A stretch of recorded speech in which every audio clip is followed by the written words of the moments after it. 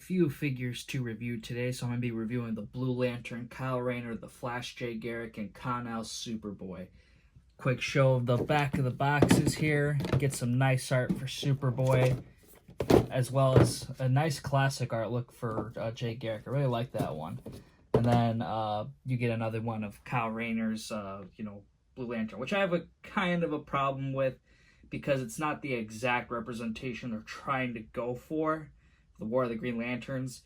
I think it's more so of way back with Kyle Rayner's Blue Lantern, because he has the blue gloves, not white gloves. The figures are actually pretty great, as far as Jay Garrick goes. Like, he's definitely my favorite one of the bunch. Like, I think this figure just pops so much better in person. And it looks great in photos too, but man, I just think this guy is just awesome. He has very bright colors. Really seems like a awesome member for the JSA. In the back here, you can see he's got this blonde hair. It's not too metallic for his helmet, but it's not too bad either.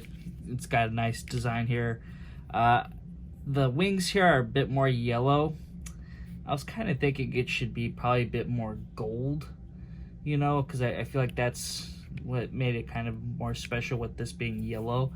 But you would have like a golden helmet, so that's kind of like is what it is, I guess. But definitely a nice figure. I know there's the variant or Chase Platinum coming out, so gotta go crazy to go and try and get that one too. So that should be interesting. I think the yellow is like inverted, so that's like red. It's a deep red and dark blue, and so it's gonna be a really cool plat, I think. Kyle Rayner, now this is the reason why I was excited to get this set, actually, because if you haven't heard or known since my other videos, I always talk about Blackest Night. Was one of my favorites. I love Green Lantern characters typically, so it was definitely a yes for me to get a Blue Lantern, even though it's Kyle Rayner. I'm definitely happy about the color tone McFarlane used for it.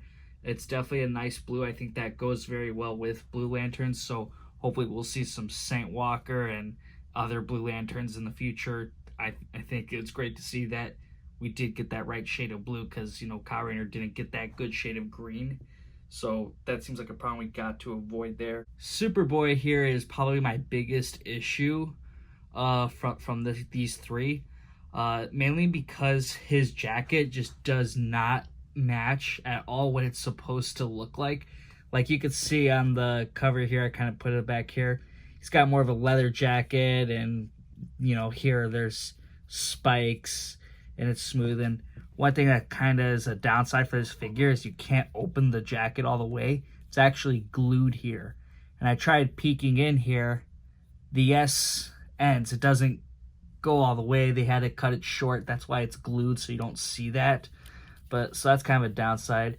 You do get a nice sculpted S on the arm though, and you get a nice S symbol on the back that's just printed on there. And then he has like a fade, basically 80s style Superboy, but it really, like, looking at it, it doesn't match what he's supposed to look like. His belt doesn't match his belt here. It's different. Next to their DC Universe Classics versions, you have Jay Garrick, and this is what I was talking about, having kind of gold more so on that helmet. So that is like, a variety, and this was a more deeper red, so there's some variation there. And here with Kyle Rayner, the blue kind of drops down past here. And I noticed that just kind of goes black here, which is kind of weird. It doesn't look right. And it's obviously a repaint, so it's kind of strange that the repainted version didn't continue just to have the blue go through here on the diaper. Unfortunately, they just decided to end it, and that looks weird. Doesn't look better. I don't know if it's because it needed to be a bit more narrow or something, but definitely doesn't match as well as it should. And Superboy here, the Mattel version, they have it way more accurate for what they were trying to go for. They have that kind of V-line. They have the correct belt. The hairstyle seems more accurate.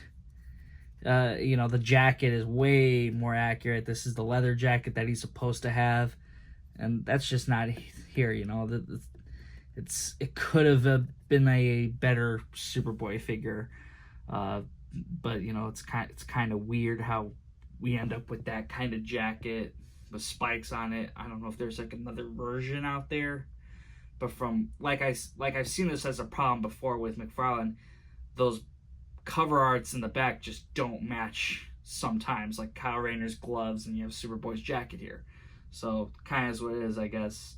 But you know, and Mr. Freeze is definitely probably the worst thing we've ever seen, probably with that back cover. Rayner next to a few other versions McFarlane did of him, so I don't know if we're gonna get any more Kyle Rayners. I don't think we will for a long time, unless they're trying to correct the green emerald on that Kyle Rayner on the right. But here we are with this accessory, which I think is pretty lazy. I mean, his accessories are exactly from the Parallax.